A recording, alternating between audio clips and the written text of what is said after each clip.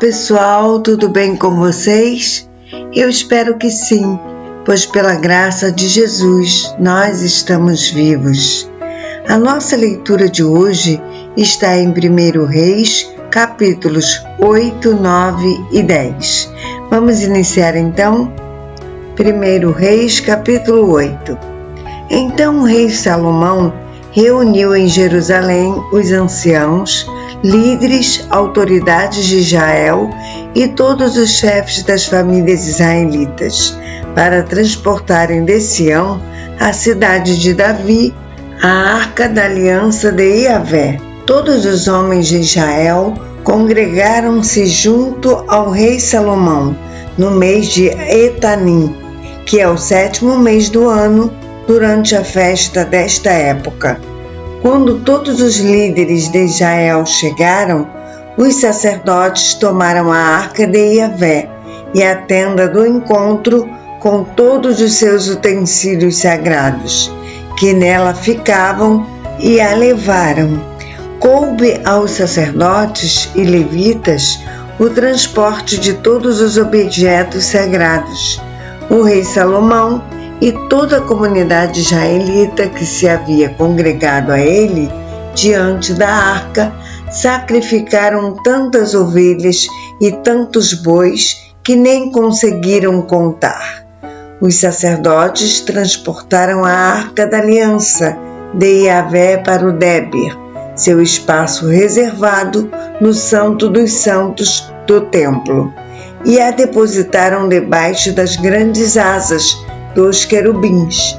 De fato, as estátuas dos querubins tinham suas asas abertas sobre o lugar da arca e cobriam a arca e as varas utilizadas para o translado. Esses varais eram tão longos que as suas pontas, que se estendiam para fora da arca, podiam ser observadas do Débir, à frente do Santo dos Santos, mas não se conseguia avistá-las de qualquer outra parte. Dentro da arca estavam exclusivamente as 2 tábuas de pedra que Moisés, quando estava no Monte Horebe, tinha depositado na arca, no dia em que Yahvé estabeleceu uma aliança com os israelitas, depois de haverem sido libertos e partido do Egito. Ora, assim que os sacerdotes se retiraram do Santo dos Santos, a nuvem encheu o templo de Yahvé, de modo que os próprios sacerdotes não puderam continuar o seu serviço ritual, pois a glória do Senhor tomou por completo o templo de Yahvé. Então exclamou Salomão: Yahvé disse que habitaria numa nuvem escura. Contudo, eu desejei construir para ti um templo magnífico, uma casa para nela habitares para sempre. Em seguida, o rei se voltou e abençoou toda a Assembleia de Israel, e toda a multidão se mantinha de pé. E ele declarou: Bendito seja Yahvé, o Senhor, o Deus de Israel, que realizou por sua mão o que com sua boca prometera a meu pai Davi, afirmando: Desde o dia em que fiz sair meu povo Israel do Egito, não escolhi uma cidade dentre todas as tribos de Israel para nela se construir uma casa onde estaria meu nome, mas escolhi Davi para comandar Israel, meu povo. Meu pai Davi teve em seu coração o propósito de construir uma casa para Yahvé, o nome do Senhor, Deus de Israel. Entretanto, o Senhor revelou ao meu pai Davi: Planejaste edificar uma casa em homenagem ao meu nome, e fizeste bem. Todavia, não serás tu quem edificará este templo, e sim teu filho, saído de tuas entranhas, é que construirá a casa para o meu nome. E Yahvé fez com que sua palavra se tornasse realidade. Sucedi a meu pai Davi e tomei posse do trono de Israel, como prometera o Senhor. Edifiquei a casa para o nome de Yahvé, Deus de Israel, e nela preparei um lugar para a arca, na qual se encontra depositada a aliança que Yahvé firmou com nossos antepassados na época em que os fez sair da terra do Egito. Logo depois, Salomão prostrou-se diante do altar do Senhor, na presença de toda a Assembleia de Israel.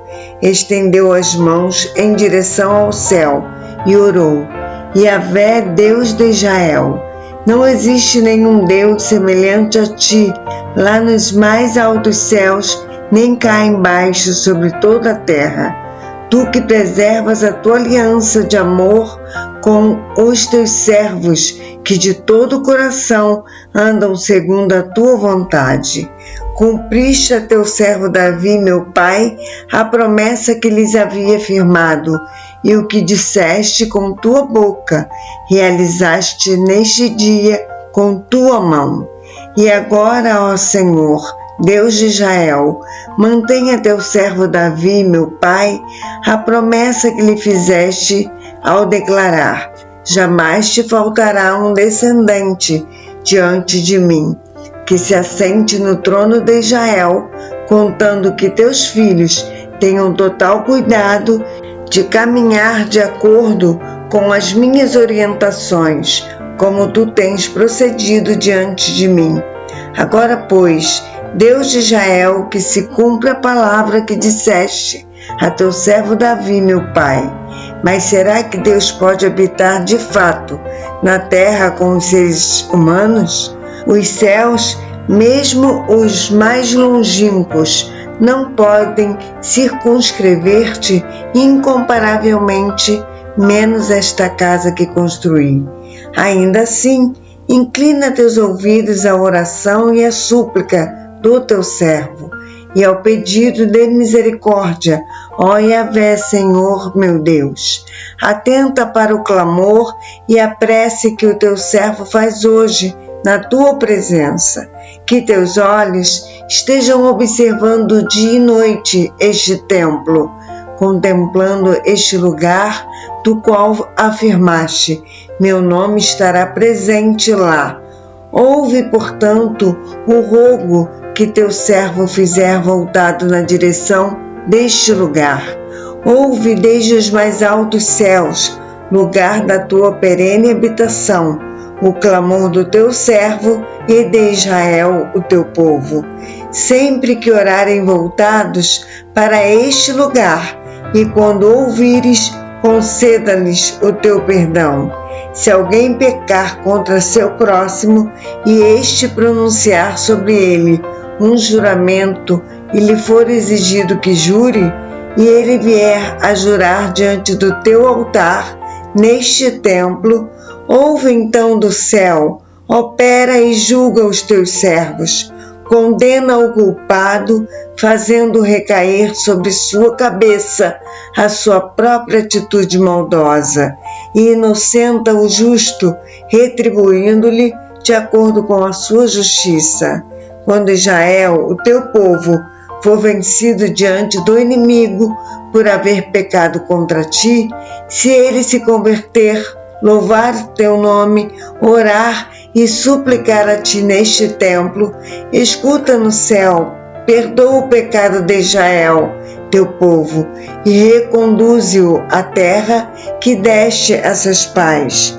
Quando o céu se fechar e não houver chuva por terem eles pecado contra ti, se eles orarem neste lugar, louvarem o teu nome e se arrependerem de seu pecado, por os teres afligido, escuta no céu, perdoa o pecado de teu servo e do teu povo Israel. Tu lhes indicarás o caminho reto que devem seguir, e rega com chuva a terra que deste em herança a teu povo.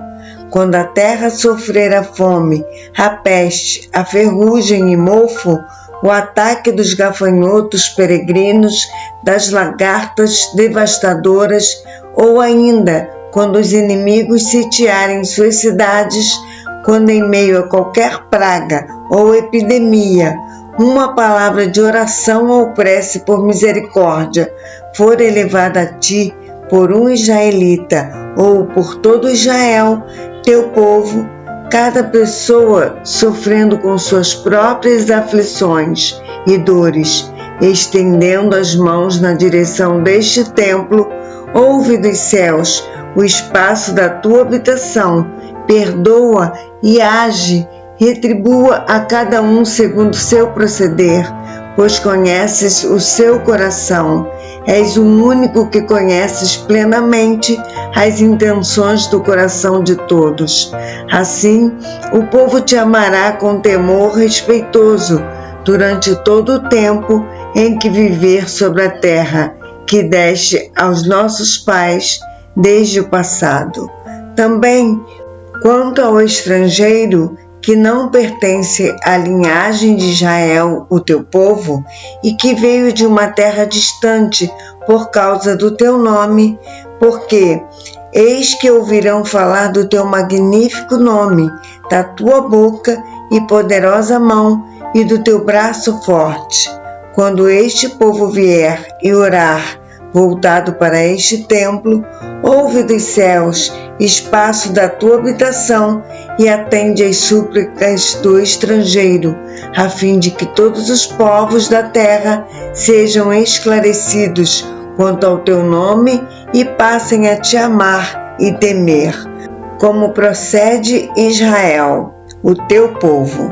E saibam eles que este templo que edifiquei traz o teu nome. Se o teu povo sair à guerra contra seus inimigos pelo caminho que o enviar, e ele orar voltado para a cidade que escolheste e para o templo que construí em homenagem ao teu nome, escuta nos altos céus a sua prece e sua súplica e atende a sua causa. Quando tiverem pecado contra ti, pois não há ser humano algum que não peque, e ficares irado com a atitude deles, e os entregares nas mãos de seus inimigos, que os detenha e os leve como escravos para a sua terra, seja esta distante ou próxima. Se na terra para onde forem levados cativos reconhecerem seus erros e se converterem, e em meio à terra do seu cativeiro te confessarem: pecamos, nos desviamos e agimos com maldade, e se buscarem a ti de todo o coração e de toda a alma, na terra de seus inimigos que os tenham levado como escravos, e orarem a ti, voltados para a sua terra, que deste a seus pais, para a cidade que escolheste e para o templo que edifiquei ao teu nome. Escuta dos altos céus, onde resides, a sua oração e a sua súplica, e defende a causa do seu povo.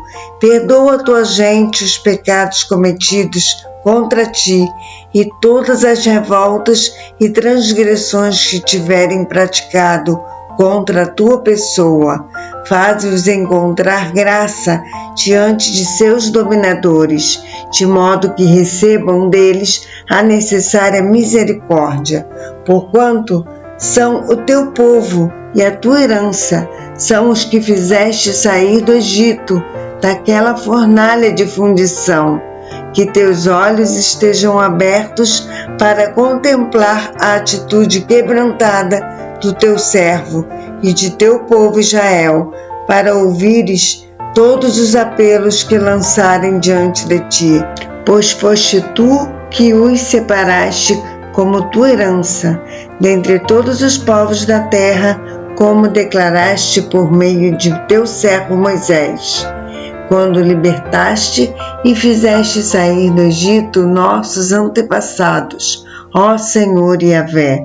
Assim que Salomão acabou de dirigir a Yahvé, o Senhor Deus, toda essa oração e essa súplica, levantou-se do lugar onde estava ajoelhado, de mãos erguidas para o céu, diante do altar de Yahvé, e pôs-se de pé, abençoou em alta voz toda a congregação de Israel exclamando: Bendito seja Yahvé, o Senhor, que concedeu paz e descanso ao seu povo Israel, segundo tudo quanto havia prometido, de todas as suas boas promessas que transmitiu por meio de seu servo Moisés. Nenhuma fracassou. Que Yahvé, o Senhor Deus, caminhe conosco, como andou com nossos pais, que não nos abandone nem nos rejeite. Fazei com que de coração nos voltemos totalmente para Ele, a fim de que andemos em todos os seus caminhos e obedeçamos aos seus mandamentos, decretos e ordenanças, que prescreveu aos nossos antepassados, e que as palavras deste meu clamor ao Senhor tenham plena aceitação diante de Yahvé, o nosso Deus, dia e noite, a fim de que seja da sua vontade atender o pleito do seu servo e a causa de Israel, o seu povo, de acordo com a necessidade de cada pessoa. Assim, todos os povos da terra reconhecerão que somente Yahvé, o Senhor, é Deus e que não existe nenhum outro.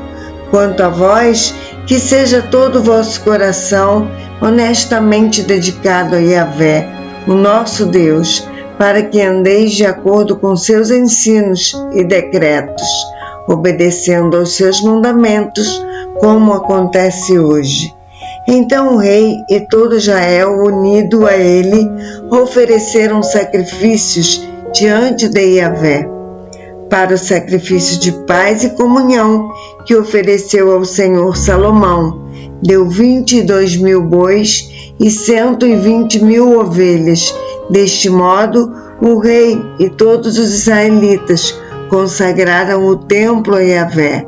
No mesmo dia, o rei consagrou a parte central do pátio, que ficava em frente do templo de Yahvé, a casa do Eterno, e ali ofereceu o holocausto, que são os sacrifícios totalmente queimados, a oferta de cereais e a gordura das ofertas pacíficas, uma vez que o altar de bronze que estava diante de Yahvé era pequeno demais para conter todo o holocausto, a oblação e as gorduras dos sacrifícios pacíficos. Nesta ocasião, Salomão celebrou a festa dos tabernáculos, e todo Israel com ele. Houve uma grande assembleia com multidões, vinda desde a entrada de Amate ao norte até o ribeiro que marca a fronteira com o Egito ao sul. No 8º dia, Salomão despediu o povo e enviou cada pessoa de volta ao seu lar. Todos rogaram as bênçãos de Deus sobre o rei e retornaram para suas casas felizes e com o coração repleto de esperança por todo o bem que Yahvé fizera a seu servo Davi e por todo o Israel, o seu povo. 1 Reis, capítulo 9.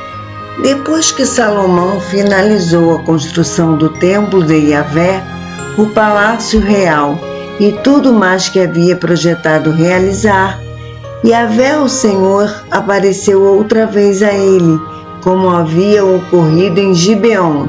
E Deus falou a Salomão: Eis que ouvi a oração e a súplica que me dirigiste. Consagrei esta casa que construíste, para que nela habite o meu nome para sempre. Os meus olhos e o meu coração estarão presentes ali todos os dias. Quanto a ti, se procederes diante de mim, como teu pai Davi, em honestidade e integridade de coração, se agires de acordo com as minhas orientações e obedeceres os meus mandamentos e ordenanças, então firmarei para sempre teu trono e tua realeza sobre Israel, como prometi a Davi teu pai, declarando: jamais te faltará um descendente sobre o trono de Israel. Porém, se vós e vossos filhos me abandonardes, não observando os meus estatutos e normas que vos prescrevi, e desviando-vos para seguir outros deuses e divindades, prestando-lhes culto e adoração, então erradicarei Israel da terra que lhes dei. Rejeitarei para longe de mim este edifício que santifiquei para a habitação do meu nome. E Israel será motivo de zombaria entre todos os povos. Este templo, hoje tão sublime, será para todos os transeuntes motivo de espanto e horror, e com escárnio exclamarão: por que o Senhor agiu com tamanha severidade contra essa terra e este templo? E a resposta que ecoará será: porque eles abandonaram Yahvé, o seu Deus, que fez sair seus antepassados da terra do Egito, porque se apaixonaram por outros deuses e lhes prestaram homenagens, culto e adoração. Por esse motivo, Yahvé fez cair sobre eles todas essas desgraças. Passados 20 anos, durante os quais Salomão construiu estes dois edifícios, o templo de Yahvé e o palácio real, o rei Salomão deu 20 cidades da Galiléia a Hirão, rei de Tiro, porquanto Hirão lhe havia fornecido toda a madeira de cedro e de pinho de alta qualidade e todo o ouro puro de que precisou. Contudo, quando Hirão veio de Tiro para supervisionar as cidades que Salomão lhe havia dado, não gostou do que viu. As terras não lhe agradaram. Então ele reclamou a Salomão: que cidades são estas que me deste, meu irmão? E deu-lhes o nome da terra de Lamacenta, e assim é chamada até hoje. Hirão havia doado ao rei Salomão 4.200 quilos de ouro puro.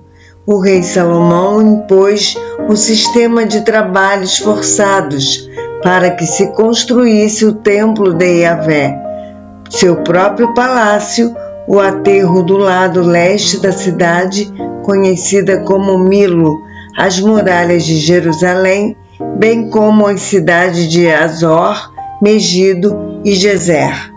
O faraó, rei do Egito, tinha atacado e conquistado Gezer, incendiou toda a cidade e matou os seus moradores, que eram cananeus, e a deu como presente de casamento à sua filha, esposa de Salomão. E Salomão reconstruiu Gezer, com o uso da mão de obra de seus trabalhadores forçados. Salomão também construiu Bet-Horon Baixa, Baalate, Tadmor, no deserto dessa região, assim como todas as cidades armazéns e as cidades onde se abrigavam os carros de guerra e os animais condutores dos carros. Salomão construiu tudo o que desejou em Jerusalém, no Líbano e em todo o território onde exerceu sua majestade. Salomão convocou para o trabalho forçado todos os não-israelitas, descendentes dos amorreus, hititas, ferezeus, heveus e dos jebuseus, sobreviventes de guerra e presos pelos israelitas, cujos descendentes continuam a trabalhar como escravos até hoje. Mas Salomão não impôs trabalho forçado a nenhum dos filhos de Israel. Eles eram homens de guerra, seus capitães, os comandantes dos seus carros de guerra, oficiais, escudeiros e os condutores de carros.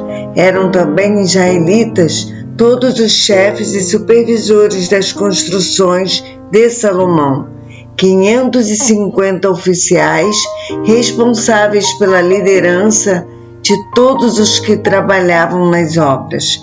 E somente depois que sua esposa, a filha do faraó, mudou-se da cidade de Davi para o palácio que Salomão havia construído para ela, foi que ele deu ordens para fazer o Milo, aterrar o lado leste da cidade. 3 vezes por ano, Salomão oferecia holocaustos e sacrifícios de paz e comunhão sobre o altar que erguera a Yahvé e queimava incensos puros e perfumados diante do Senhor. E assim concluiu Salomão a construção do templo. O rei Salomão decidiu também investir na construção de navios em Ezion-Geber, uma cidade próxima a Elate, na terra de Edom, às margens do Mar Vermelho. E Irão enviou navios, os seus marinheiros, homens experientes na arte da navegação marítima, a fim de servirem a Salomão como marinheiros. Navegaram até Ofir e de lá trouxeram 14.700 quilos de ouro e depositaram tudo aos pés de Salomão. 1 Reis, capítulo 10. A rainha de Sabá tomou conhecimento da fama que Salomão havia alcançado, graças ao nome do Senhor, e foi a Jerusalém a fim de averiguar sua sabedoria mediante uma série de questionamentos complicados. Quando chegou acompanhada de uma enorme caravana com camelos carregados de especiarias, grande quantidade de ouro e pedras preciosas, colocou diante de Salomão todas as indagações que havia preparado. Salomão respondeu tranquilamente a todas as questões. Nenhuma lhe foi tão difícil que não pudesse esclarecer. Constatada assim toda a sabedoria de Salomão e observando atentamente o palácio que ele havia erguido, os alimentos que eram servidos à mesa, o alojamento destinado aos seus oficiais, os criados e copeiros do rei, todos uniformizados, e os holocaustos que Salomão realizava no templo de Yahvé, a visitante ficou maravilhada. Então ela declarou ao rei: de fato, tudo quanto tenho ouvido em meu país acerca de tuas grandiosas realizações e de tua notável sabedoria é verdade. Contudo, eu pessoalmente não acreditava no que diziam, até ver com os meus próprios olhos, e, portanto, posso afirmar que não me comunicaram nem a metade da realidade. Tu ultrapassas em muito o que me transmitiram, tanto em sabedoria como em riqueza. Felizes as tuas mulheres, felizes estes teus servos, que estão continuamente na tua presença e ouvem a tua sabedoria. Bendito seja o Senhor, o teu Deus, que se agradou de ti e te colocou no trono de Israel por causa do amor leal e eterno do Senhor para com Israel. Ele te elevou à majestade e te fez rei, para estabelecer a justiça e tudo o que é verdadeiro. Então ela presenteou o rei com 4.200 quilos de ouro e grande quantidade de especiarias e pedras preciosas. Jamais se viu chegar em Israel tamanho carregamento de especiarias quanto o que a rainha de Sabá trouxe e ofereceu ao rei Salomão. A frota de Irão, que trazia ouro de Ofir, também trouxe dali madeira nobre de sândalo em grande quantidade e pedras preciosas. O rei usou este carregamento de sândalo para produzir balaústres para o templo, como também harpas e alaúdes para os cantores. Até o dia de hoje, nunca mais foi trazida nem vista madeira de sândalo como aquela. O rei Salomão presenteou a rainha de Sabá com tudo o que ela desejou levar para sua terra. Tudo quanto solicitou ao rei, isto ganhou, além do que lhe dera por sua generosidade real, e assim ela retornou satisfeita para seu país com os seus servos. O peso do ouro que chegava às mãos de Salomão anualmente era de 23.300 quilos, além dos impostos e taxas que eram pagos por mercadores e comerciantes em geral, por todos os reis da Arábia e pelos governadores do país. O rei Salomão mandou produzir 200 grandes escudos em ouro batido e foram utilizados 3,6 kg de ouro puro para folhear cada um. O rei também ordenou que fossem feitos 300 escudos pequenos e folheados com 1,8 kg de ouro batido em cada escudo, e o rei mandou colocar todos esses escudos no palácio do Bosque no Líbano. Salomão mandou fazer ainda um grande trono de marfim revestido de ouro puro. Esse trono tinha 6 degraus, um espaldar arredondado na parte superior, braços de cada lado do assento e a escultura de 2 leões em pé, próximos a cada um dos braços do trono.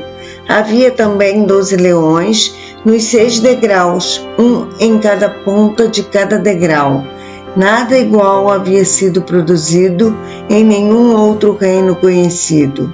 Todas as taças usadas na corte do rei Salomão eram de ouro, bem como todos os utensílios do palácio do Bosque do Líbano. Não havia nada de prata, pois a prata não tinha grande valor comercial nos dias de Salomão. Efetivamente, o rei controlava uma frota de Tarsis, navios mercantes que navegavam juntamente com os navios de Irão. De 3 em 3 anos, a frota de navios mercantes retornava, trazendo ouro e prata, marfim e animais exóticos, como macacos e pavões. O rei Salomão tornou-se o homem mais rico e mais sábio de todos os reis sobre a terra. Todo mundo queria ser recebido por Salomão para ouvir a sabedoria que Deus lhe tinha posto no coração. E cada pessoa, recebida em audiência, ano após ano, trazia o seu presente, objetos de prata e obras em ouro, roupas finas, armas poderosas, perfumes raros, especiarias e muitos cavalos e mulas. Salomão também acumulou muitos carros e cavaleiros, de modo que se chegou a contar 1.400 carros e 12.000 cavaleiros. Posicionou um determinado contingente em algumas cidades estratégicas e a outra parte da guarnição permaneceu perto dele em Jerusalém. O rei tornou a prata tão comum em Jerusalém quanto as pedras, e os cedros quanto os sicômoros das campinas, a figueira dos frutos desprezados.